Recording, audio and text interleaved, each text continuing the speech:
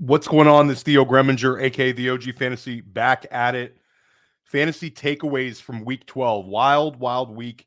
This has got to be like, if you're a fantasy football fanatic or you're just simply an NFL fan, there was really nothing better than week 12.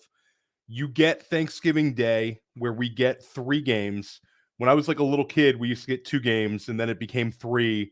And then the NFL decides to give us a Black Friday game, which, for fantasy purposes was awesome because we got to see Tyreek Hill, Jalen Waddle, Raheem Mostert. Like we got a bunch of stars out on Black Friday, which was very cool. And I think that's a really cool addition. Then we get to like a short slate, like to borrow a DFS term, less games on the weekend, but we had a bunch of impactful fantasy performances. It was really, really a fun week for fantasy. I had a lot of tilting weeks for my fantasy teams in some very good ways, and then some really disappointing ways because, like, you might have a team that smashed this week, but if you went up against certain players, you're done. If you went up against Josh Allen or Kyren Williams, like guys like that, you were done this week. There was I had a couple of games where I would score second or third most in my fantasy league and potentially lose. It was just bad luck. So that's just kind of the way it goes in certain leagues. But hey, we're almost there. Fantasy playoffs are almost there. If you're an FFPC player, you're in the playoffs right now. So we got to get after it. First, we got to talk about these bye weeks. It's super, super ugly this week. It's just terrible timing for fantasy football. It's not just the fact that we have 6 teams on bye weeks, but it's the teams that are on the byes. So start at the top with the Buffalo Bills. Josh Allen was QB1 overall this past week. You also have Stephon Diggs, who's locked into your fantasy lineups. Dalton Kincaid locked into your fantasy lineups. Quiet game for Kincaid, another 5-catch performance, though. You have James Cook, who has been frustrating, but he's in your fantasy lineup. Had another strong week catching the football this past week, which is really a positive sign with Joe Brady. And then you talk about the Baltimore Ravens. You're losing out on Lamar Jackson. You're losing out on Gus Edwards. You're losing out on potentially Keaton Mitchell as a guy that now you're excited to put in your flex spot. And then also Zay Flowers. So that's tough. And you spent a big fab bid on Isaiah Likely. He does enough to get you excited, and now you don't have him in week 13. Chicago Bears last night get their first NFC North win in like 2 years, over 2 years, which was just crazy. But you don't get Justin Fields. You don't get DJ Moore in that one. And then the Raiders, that's not quite as impactful, but you're starting Josh Jacobs and Devontae Adams everywhere.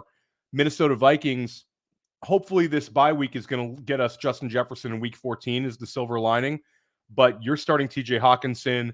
You're starting Jordan Addison in a lot of leagues. You don't get those guys this week.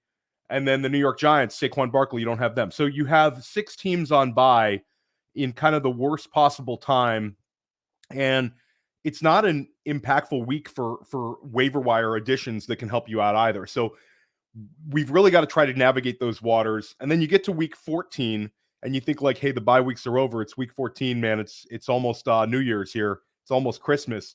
And it's not. It's 2 more teams on bye. It's Arizona and Washington. And you say Arizona and Washington, but you have Kyler Murray, who's come back into our lineups, and we're excited about that.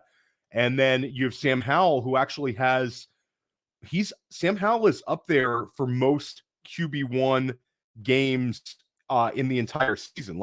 He's been extremely consistent as a fantasy scorer. So got to get the bye weeks out of the way. Hate having to deal with those this time of year, but it's there. So the number one fantasy takeaway for me in terms of players has got to be Kyren Williams. And Kyren Williams is found money earlier in the season. Kyren Williams is a guy that either you were drafting in the 18th round, 19th round, or you picked him up on waivers after a very promising week 1 performance. Then you get the injury, and it's okay, this is terrible, but we have a light at the end of the tunnel because he's on the IR, but the team expects him back, and everybody circled week 12 as the week he's coming back.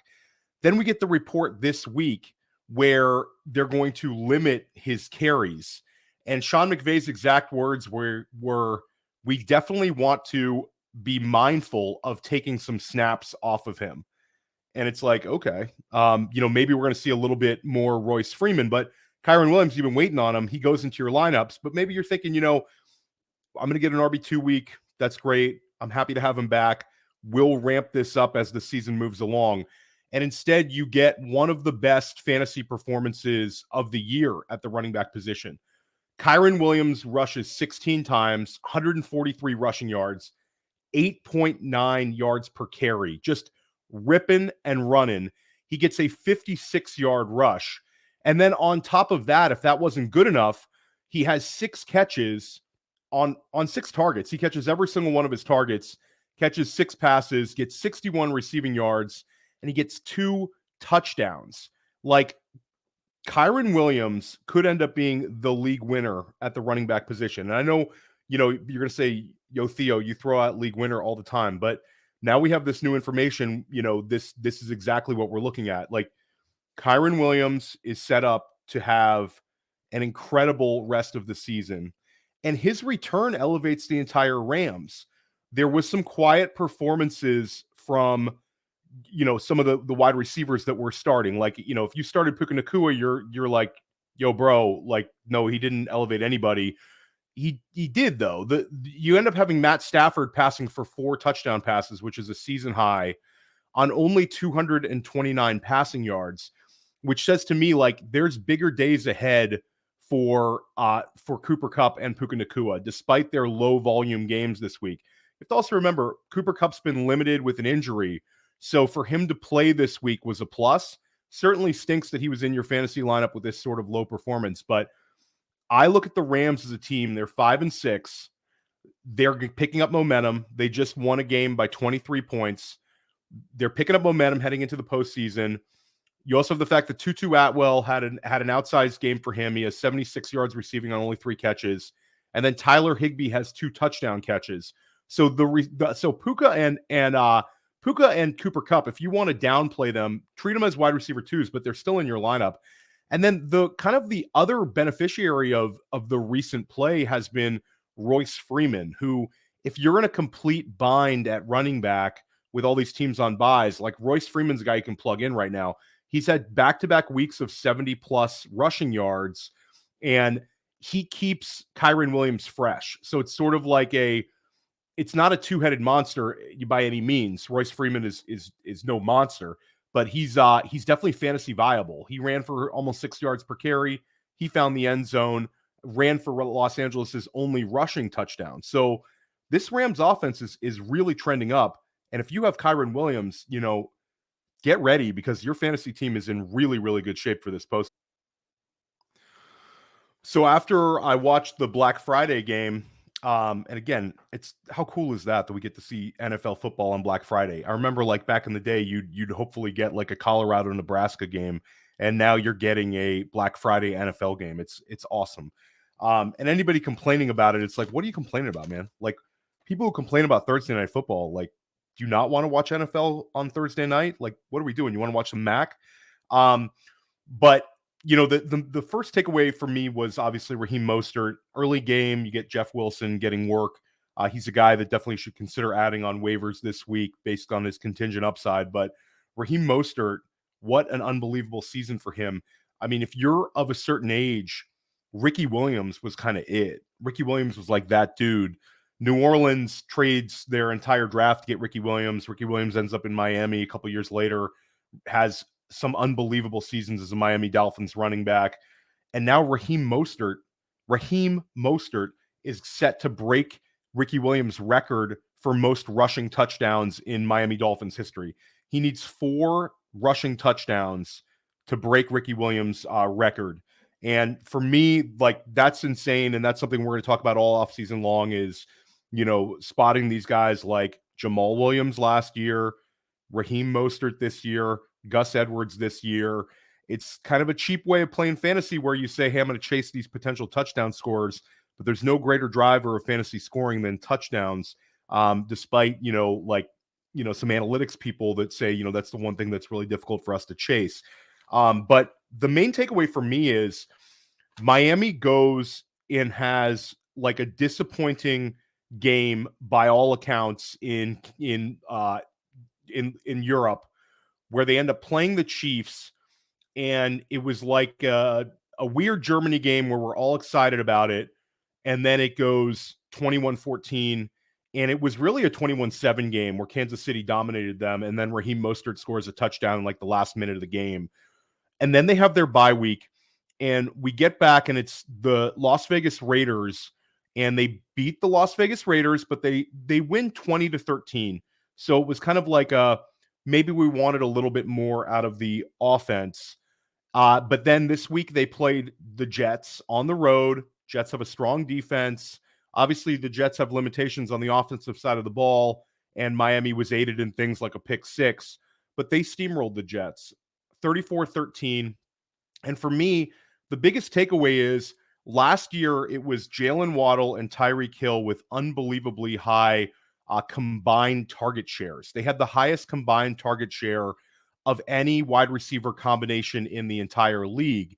And then this year we had some disappointment from Jalen Waddle based on where he was drafted and his return on value, so to speak, where on the flip side, Tyreek Hill was dominating every single game.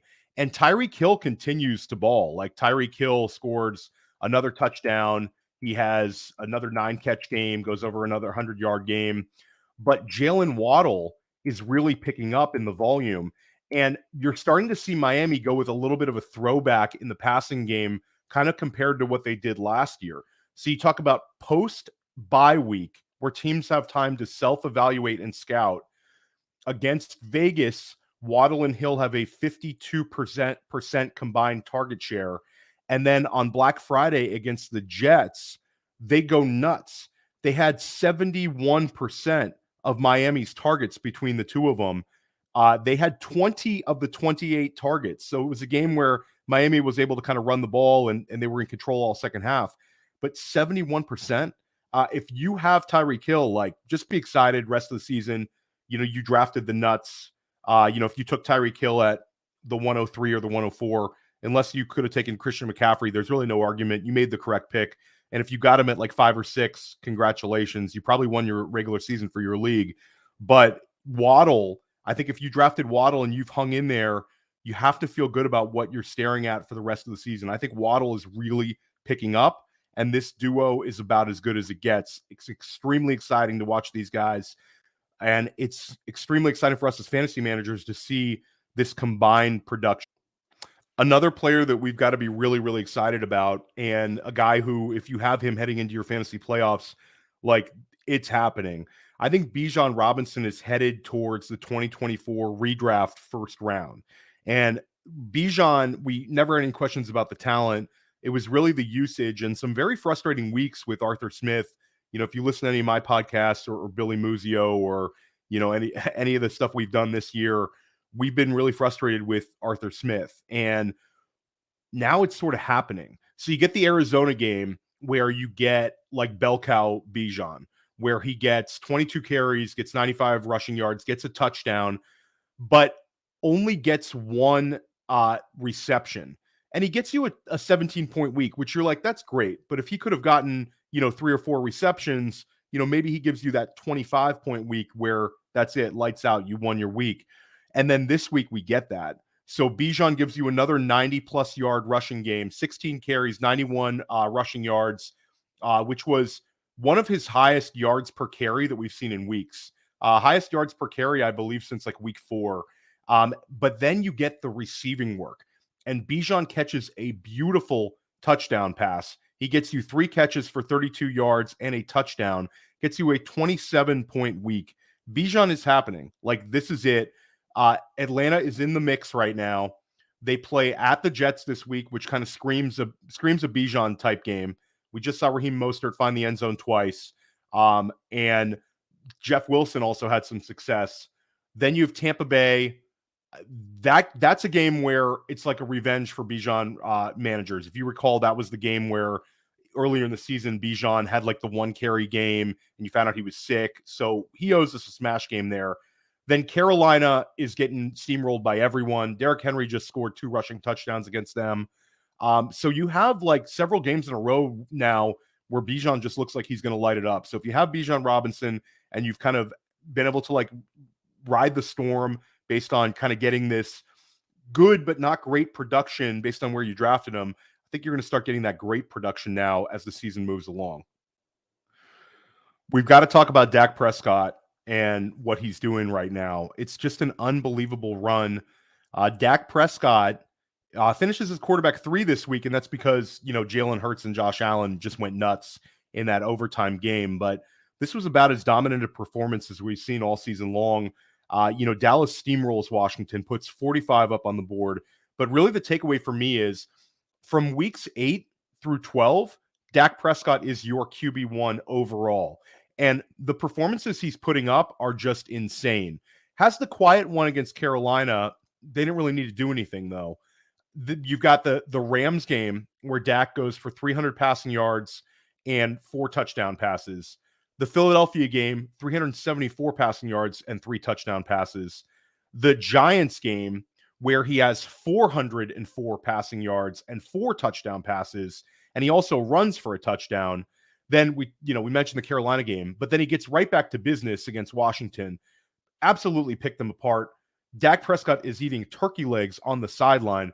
One of the low-key most disrespectful moments you've ever seen in Washington Commanders and football team and Redskins history, to have the opposing quarterback eating a turkey leg mid-game on the sideline against you after he threw 4 touchdown passes. So, like, Dak Prescott is on a heater, an unbelievable heater. And in the first 6 games of the season, he only had 1 game over 20 fantasy points. He started out the year with not having to do anything as the Dallas Cowboys defense just rolled. And now you're starting to see this passing game. Ever since the bye week, it's been complete Dak. Dak is going nuts. Dak is a top 5 quarterback, probably a top 3 quarterback moving forward. And if you have him, you've got to be super, super excited. Dak is just balling. There's not a ton to talk about in the Pittsburgh game. Not like the most fantasy-friendly performance. Najee Harris had a good one. But we got to talk about Pat Freiermuth. And this is a guy that's been kind of like discounted and kind of brushed aside. During his time on the IR, I was able to pick up Freiermuth in like an NFFC league. People were like kind of brushing him aside, like a lost season. Then we have Matt Canada fired, and Pittsburgh's entire game plan against Cleveland seemed to be having Kenny Pickett attack the middle of the field in the passing game. You had disappointments with Deontay Johnson. I mean, come on, man, dive on the football on that fumble. Really a kind of an ugly highlight to see. But the story was really Freiermuth. And Freiermuth was a guy that had a huge impact for fantasy managers as a rookie. And if you look at counting stats, you're going to say, hey, Theo, wait, Muth was like tight end 15, tight end 14 that year. Not that great. But you got to remember, you didn't start Freiermuth until the second half of the season. So Freiermuth like crushed it as soon as he went into your lineup. Early in the season, he was like a speculative bench stash. So you weren't like taking zeros on those early weeks. He was a second half of the year guy as a rookie. Then year 2, he beats ADP. He ends up having a very strong season. He just doesn't get the touchdown catches because last year's Pittsburgh offense was a train wreck. But Muth was still considered like a win at ADP in year 2. This year starts off extremely slowly, then gets injured and kind of like gets brushed off to the side. Well, here we are, and Pat Freiermuth is officially back. Against Cincinnati, I said Cleveland a couple of minutes ago, sorry. But against Cincinnati, he ends up with 9 catches with 11 targets, and he has 120 receiving yards. This is just an eye-opening performance because I don't know if this is specific to the opponent, and we're really not going to find out till a few weeks from now when we're able to see like how like this Arizona game is going to be telling, and then the New England game is going to be a little bit telling because you have the Cincinnati game was on the road. You now have 2 home games where Pittsburgh's going to be the favorite. I want to see how they utilize Freiermuth, but I think at the very least, Freiermuth is a tight end 1. And you say like, we only 1 game sample size, but I'm putting Muth back in my lineup. This is a guy that I've been able to trust for several seasons, and I'm not going to ignore this sort of usage when you have a regime change essentially on the offensive side of the ball. You have a new play caller, and the first thing that they do in their first game is target this guy 11 times. It seems to me that this was sort of the plan, and against New England and Arizona, I'm putting Muth in my lineup, and I'm pretty happy about it. And if he's available on waivers in one of your leagues, like he's not available on waivers in any of my leagues, but if he's available in any of your leagues, this is a guy to be very, very aggressive for. We've seen him have great success in his first 2 seasons in the league. Now he has a usage bump. You have a wide receiver situation where Pickens and Deontay Johnson hasn't been extremely consistent. And you also have the fact that Kenny Pickett had 275 passing yards. This is like the second most he's had in his career and the most he's had all season. So pay attention to this one. There's a number of guys that we could talk about from the Las Vegas game, but the one that I kind of have circled is Josh Jacobs. And I think Josh Jacobs has sort of become the identity of this Las Vegas Raiders team. Antonio Pierce takes over, and we start seeing Josh Jacobs with the big volume. And it's exciting if you're a Josh Jacobs manager. They now go on to a bye week, so we could see some things kind of tweaked, but I don't think anything is going to get changed with Josh Jacobs. They had the lead on Kansas City, and this was a game that was, frustrating for them to lose the game, but you have a lot of positives. Jacobs has 20 carries, 110 rushing yards. That's his highest yards per carry all season long with 5.5. Gets a rushing touchdown. He also has 4 catches for 15 yards. So he ends up with 22 plus PPR points. But if you look at the volume, that's what I'm really excited about. So he's had 3 of his last 4 games where he's had 20 plus carries. He had 26 carries in week 9, scores 2 rushing touchdowns, 27 carries in week 10, goes for 116 rushing yards. Then week 11, frustrating week against Miami, couldn't get it going, but then right back to it with 20 carries against Kansas City. I think this is what the Raiders want to do. They want to run Josh Jacobs. They want to take the pressure off of Aiden O'Connell, and it seems to be working. And Aiden O'Connell now has back-to-back weeks with 250 plus passing yards, while Josh Jacobs is starting to come on. So I look at the Raiders as a team that they have a lot of pride. I think they want Antonio Pierce to be the head coach next season, and I think this team is a fun one to kind of back for the rest of the year when they come out of a bye. I'm interested to see any tweaks they make, but I think it will be more on the passing game than anything with limiting Josh Jacobs' usage. I think this is a get fresh week and kind of keep it going week when Josh Jacobs. Now, who out there had Mike Evans finishing as a wide receiver 1 this season? I know I didn't, and this has been like one of the biggest fantasy surprises this year has been Mike Evans. Mike Evans, 30 years old, keeps on ticking. He looks like just unbelievable right now. We've talked about on some of my podcasts about how this is a guy this offseason that's going to potentially be one of the big offseason movers. He's headed towards a free agent season, and he could link up with a Kansas City, a Buffalo, an elite quarterback to kind of end his career kind of chasing a Super Bowl. And he's earned himself a really big paycheck as well. Mike Evans is wide receiver 9 on the season, and he had another smash game this week. Week 10, Mike Evans goes nuts against Tennessee. 6 catches, 143 yards, and a touchdown. Gets you 26 PPR points. Then week 11, he only catches 5 passes, but he gets another touchdown and ends up with 15 PPR points. Then week 12 has an unbelievable game against Indianapolis, gets you 6 catches, 70 receiving yards, but he also gets you 2 more touchdowns. So Mike Evans has scored touchdowns in 5 of his last 6 games. And this is a guy who started out the season with 3 straight games with a touchdown. This was his first 2-touchdown game of the season. Like, if you drafted Mike Evans, maybe you were a little worried at the beginning of the year. You head into the bye week in week 5. And I know I personally was adding Trey Palmer to my Mike Evans teams in week 5 because I said, we're already hearing a little bit with the hamstring. Maybe he's not going to play post-bye week. it's been anything but that. Mike Evans has played in every single game this year. He's been balling, and we're seeing him have his first 2 touchdown catch game of the season all the way here in week 12. They play Carolina and Atlanta, and then they have week 17 and week 18 against New Orleans and Carolina. Like, Tampa Bay is going to have very much a say in the NFC South playoff chase, because they have an opportunity to beat a bunch of these NFC South teams. And then their other games left on the schedule are at Green Bay, which is a difficult one, but not an impossible one. Jacksonville, which will be in Tampa Bay, which is kind of like a cool in-state game in week 16. So, like, I know that this Tampa Bay team right now is having their moments, where they struggle. But this Tampa Bay team, I think, could be a fun one down the stretch. And one of the main reasons is this Mike Evans smash.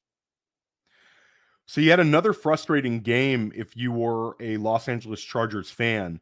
But if you're a fantasy football manager, you loved watching the Chargers lose to Baltimore. This was another Keenan Allen smash game. And to me, it's the biggest thing that's standing out is the targets. For the last 3 weeks, Keenan Allen's target totals have been 14, 16, and 16. And the reception totals have just been insane as well. 11, 10, and 14. This past week, like, he was the only guy that Justin Herbert was really connecting with, and Baltimore could not stop it. He catches 14 passes for 106 yards, does not find the end zone, but in weeks 10 and weeks 11, he gave you 3 touchdowns, so you really can't be complaining. Like, what Keenan Allen is doing is simply incredible. He's given you an 18-catch game, a 14-catch game, a 10-catch game, and an 11-catch game so far this season, and there's no signs in, like, slowing down. He looks ageless, and it's funny because we look at him and we sort of treat him differently than we did the Stephon Diggs, Devontae Adams, Tyreek Hill, Cooper Kupps, because he's a little bit older. But like Mike Evans, you're not really seeing any difference in his play. There's no signs of slowing down. He'll be an interesting one when we get to next season, like when we start looking at where the ADPs are and where Keenan Allen ends up. I'm going to be willing to bet that he beats his ADP once again next season.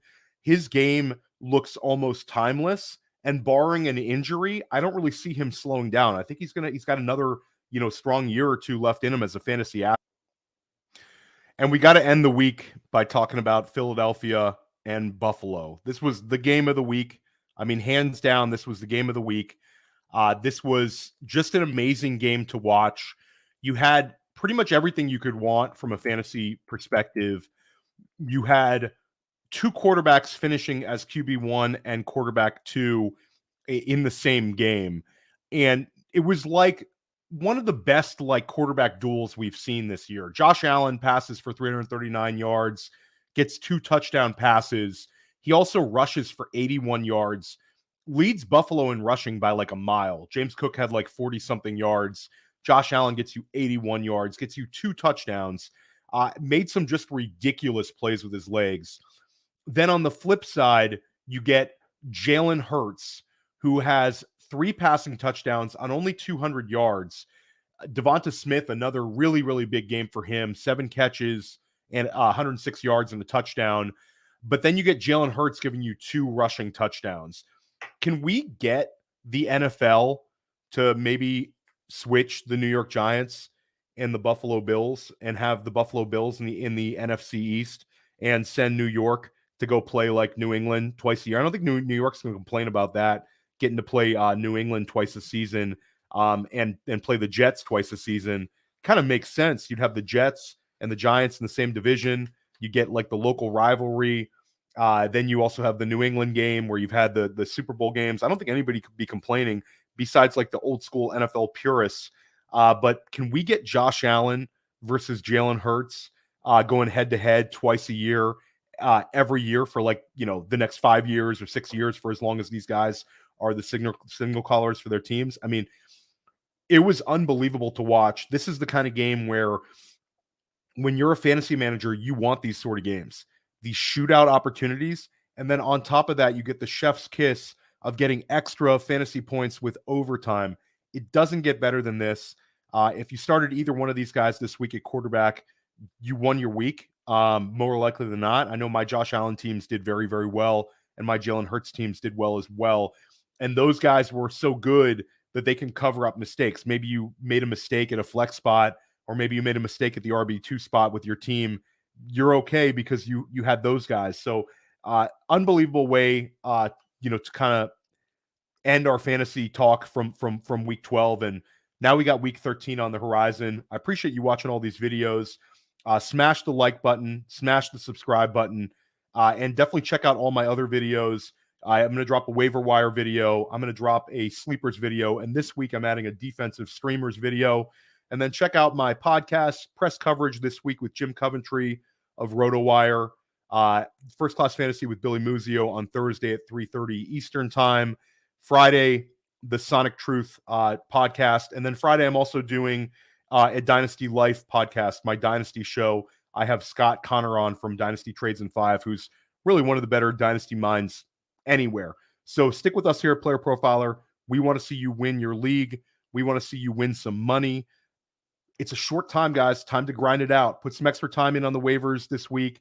Their fantasy playoffs are going to be here before you know it, and this thing is going to be over. So let's have an awesome week, and let's